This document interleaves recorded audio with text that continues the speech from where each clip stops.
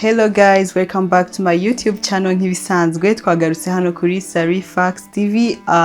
Mbanje kubasuhuza aho muherereye mwese, amahoro y'Imana abane namwe. Uyu munsi rero tugiye kwinjira muri topic yacu ya mbere, aho tugiye kuvuga ku gace kacu kitwa money mindset. Muri money mindset tugiye kuvuga ku bijyanye n'imari muri rusange, ariko cyane twibande nihe mpamvu tutagira amafaranga kandi muri make tuyakorera buri munsi. So ndizera buri wese afite amatsiko, tugiye kureba ku ngingo zigiye zitandukanye, ariko hano cyane tugiye kuvugana n'urubyiruko. Urubyiruko, abantu bari muri 20s, muri 30s, urumva cyane twebwe tuba turi gustrugglinga, turi gushaka kumva ibijyanye n'amafaranga, kwa kenshi usanga nitwe tuba turi gukorera amafaranga, twibanda turi mu tuzi tugiye dutandukanye, ariko mu by'ukuri bakaguhemba bikarangira nta mafaranga ufite, ukigasigara wibaza cyangwa wicuza amafaranga yagiye ko nayabonye. So rero hano tugiye mu gace kacu kitwa money mindset, tugiye kuvuga ku ngingo zigiye zitandukanye z'uburyo twafata cyangwa twagumana amafaranga yacu mu buryo bumwe cyangwa ubundi. So tugiye gutangira rero dufite ingingo cyangwa key point zigiye zitandukanye. Icyambere ndabanza mbabwire ko amafaranga mwese murazi nyine na amafaranga ni paper, printed paper tugendana ukajyana ku isoko cyangwa kuri telefone uyafiteho ukishyura, ariko nyuma ugasanga amafaranga yanjye yagiye byagenze gute. So uyu munsi rero mbafitiye key point tugiye kureba hano muri kano gace kacu ka money mindset, aho tugiye kubanza gutangira tubabwira ko money is a tool, sibyo? Ikintu cyambere tugomba kumenya ko amafaranga ni igikoresho, sibyo? Kandi ikindi, money is not evil or magic nkuko benshi babitekereza. Ikindi tugomba kugira rich mindset. Rich mindset ni long term thinking, gutekereza by'igihe kirekire apana gutekereza bya hafi. Hakwa kundi urubyiruko kenshi usanga bavuga ngo mfite amafaranga ngiye kuyakoresha ngo nubundi nta myaka ijana, sibyo? Ibyo niyo mindset tugomba kugira gute kuyihindura. Ikindi turi buvugeho ni poor mindset, imitekerereze iciriritse cyangwa instant pressure, ukumva ko ugomba guhita ufata amafaranga ukayakoresha ku kanya agashira mu bintu bigushimishije, amafaranga atagira plan. Aho ngaho ni muri poor mindset. Ikindi tukaza kuvuga ku bijyanye na discipline beats salary. Ni ukuvuga ngo hano tuba dushatse kuvuga ko discipline nicyo kintu cya mbere, discipline and consistent nicyo kintu cya mbere cy'injyabukire mu gihe ushaka kwaguka cyangwa kuzaba umuntu ukomeye ejo cyangwa ejo bundi. So hano rero ijambo nshaka ko mutahanamo mwese uyu munsi ni ukuvuga ngo it's not how much you earn, it's how you manage what you earn. Nshaka ko ahantu wicaye, ahantu uri kunyumva kakanya, ufata agapapuro ukandika iyo ngingo, ku buryo every time ufite amafaranga ugomba kubanza ukareba kuri uyu murongo, ukawutekerezaho, ugatekereza kuri iyi ngingo, ukavuga ati nubwo mfite 2 cyangwa nubwo mfite 5, urumva ikimataringa saya ngaya mfite, ahubwo uburyo ngiye kumanaginga aya mafaranga nicyo gifite agaciro cyangwa nicyo gifite umumaro. So rero ahangaha ndashaka kubanza kubabwira uburyo ki amafaranga ufite, ingano y'amafaranga ufite atari cyo ugomba kwibandaho, ahubwo uburyo uyakorera management. Ibyo ngibyo rero birahita bituma twinjira mu gice cya kabiri, aho tugiye rero noneho kureba amafaranga avahe kandi se amafaranga ajya hehe. Tugiye gutangira tuvuga ku ngingo yitwa budgeting cyangwa foundation of everything. Budgeting is knowing where your money comes from and where your money goes.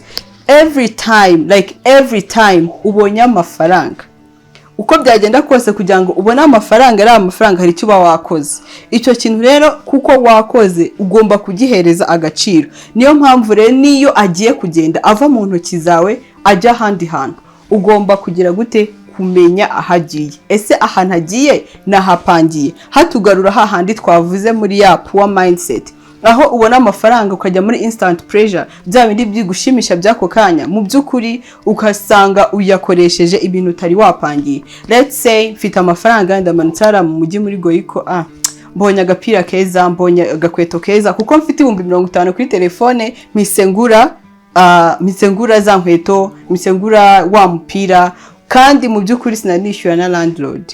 Urumva ugasanga no kugura izo nkweto no kugura wenda iyo top ntabwo ari ibintu nari napanze, ahubwo ni byiza ko wowe wicara ukavuga ati uku kwezi nzabona amafaranga nyapangira gutya.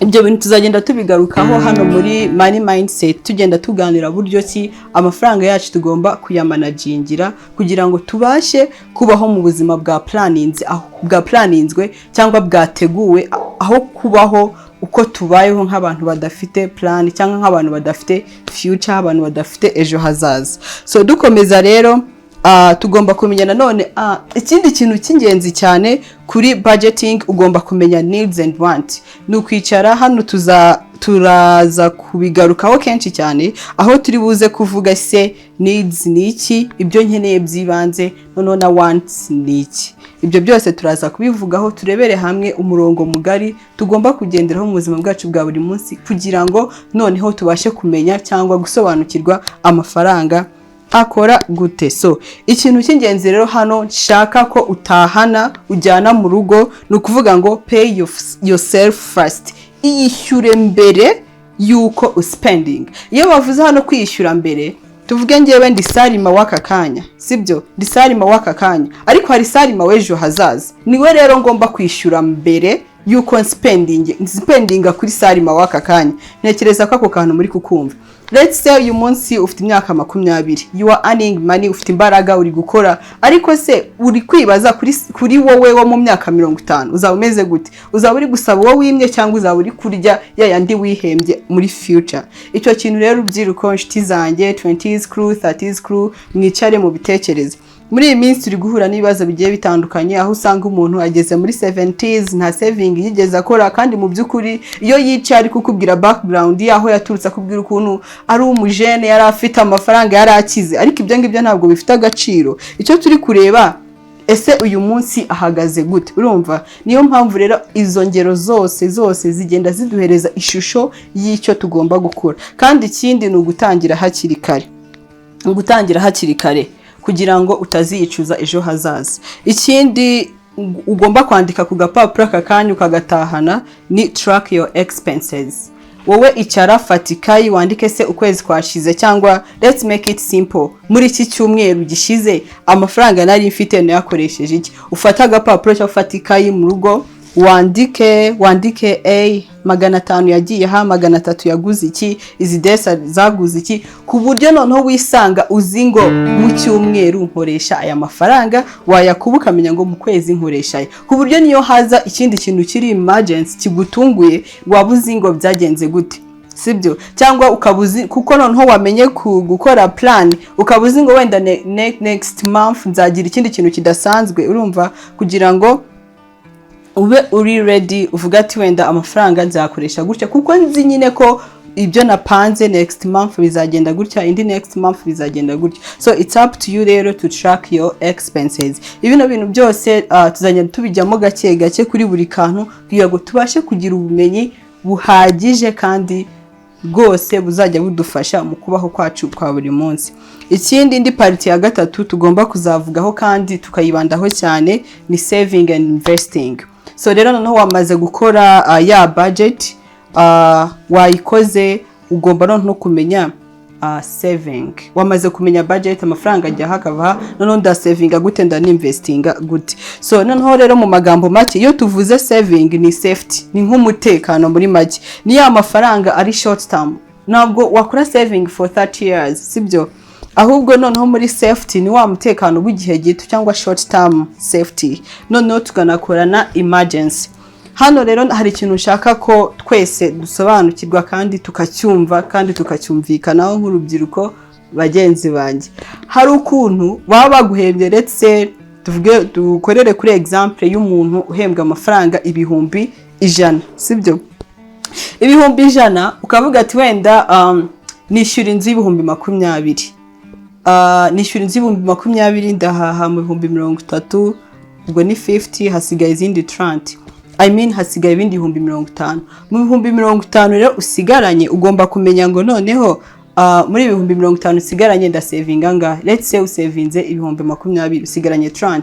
Izo 30 zisigaye ni amafaranga agiye kugufasha nyine kubaho mu buzima bwa buri munsi kuzageza ukwezi kurangiye ukongera ugahembwa andi mafaranga. Icyo rero nshaka kuvuga hano ni ukubaka investment cyangwa emergency fund. Emergency fund rero bayubaka gute? Emergency fund ni ya mafaranga ukenera haje nk'akabazo kagutunguye. Rero ufata igihe cyawe ukavuga ati wenda uyu mwaka wose ngiye kuwumara nubaka emergency fund. Wenda niba warakoze emergency fund y'ibihumbi 10, umwaka uzashyira ufite 120. Mu by'ukuri utubazo duhura natwo twa buri munsi twihutirwa ku giti cyawe ntabwo ari amafaranga yabarenze 20 cyangwa 30. So rero ukoze muri ya servant wowe wa savings as emergency fund. Emergency fund it's different from your saving account, sibyo? Hanyuma noneho ukavuga ati okay, mfite emergency fund, nta kibazo nahura nacyo cyose nabona uko ngikemura. Ibyo rero bizagufasha kugira management ya mafaranga yawe. So genda ukuramo make ariko emergency fund uhora uyubaka, ntabwo uzagira servant ngo stopping, ni bihoraho. Bitandukanye na savings account kuko you are saving for something special. You are saving kugira ngo wenda uzagura intebe, ukeneye intebe, uri gusavinga kugira ngo wenda uzajye muri assurance, uri gusavinga kugira ngo wenda uzagure shares muri Beka cyangwa muri Bralirwa cyangwa muri MTN. You are saving for something unique cyangwa ikintu ushaka nyine. So ikindi kintu rero ni ikindi kintu ukeneye ni investing, kuko amafaranga ni hahandi twavuze ngo ugomba gutekereza mu buryo burebure buri long term.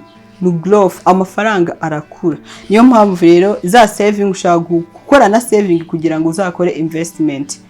Nko muri iyi minsi hari ibintu bya real estate, hari RNIT, hari kugura shares muri Rwanda Stock Exchange. Ibyo byose ni amahirwe dufite aka kanya adufasha gukuza amafaranga dufite, kuko ntekereza you can also start a business. Why not? You can also do a business. So ikintu rero nshaka kubabwira hano, saving keeps money, investing grows money. Icyo kintu mugomba kucyumva kandi mukagisobanukirwa. Hanyuma rero ikindi kintu nshaka ko wandika ku gapapuro ukagitahana, emergency fund first. Kuko nudategura emergency fund uzisanga uri gukoresha ya mafaranga yo muri saving.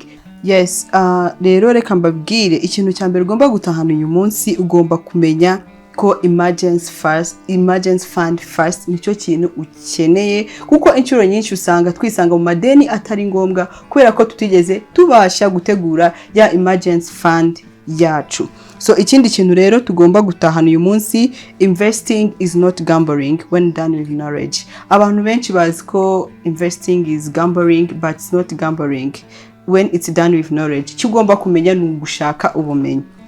Nicyo kintu mbabwira cyangwa tugiye kujya tuvugana kenshi. Ikintu cya mbere ubundi mu bijyanye n'amafaranga ni ubumenyi. Ahubwo se ibyo wumvishe cyangwa ibyo abantu bari kuvuga hirya no hino nibyo, wowe rero nawe icara, do your research, umenye neza ese ibintu bari kuvuga nibyo, ese iyo RNIT bavuga niyo ubundi ibaho, iyo website irahari, ugakonsulta nyine ukamenya amakuru, ugakora survey, ugakora research, ukamenya amakuru ku bintu byose bigiye bitandukanye. So uyu munsi rero nibyo ngibyo nifuje kubagezaho. Turasoje naho ubutaha, nizere ko muzaba muri hano again muri money mindset. Hanyuma munajya no muri comment mukatubwira icyakurikiraho, icyakorwa, uko twabigenza kugira ngo tubashe kuzamurana mu iterambere. Ntekereza ko buri wese akunda amafaranga, nta muntu udakunda amafaranga, nta muntu udakunda kuba yashobora kwihaza cyangwa kwiha buri kimwe. So murakoze rero, reka dukomeze kubana naho ubutaha. Ciao ciao.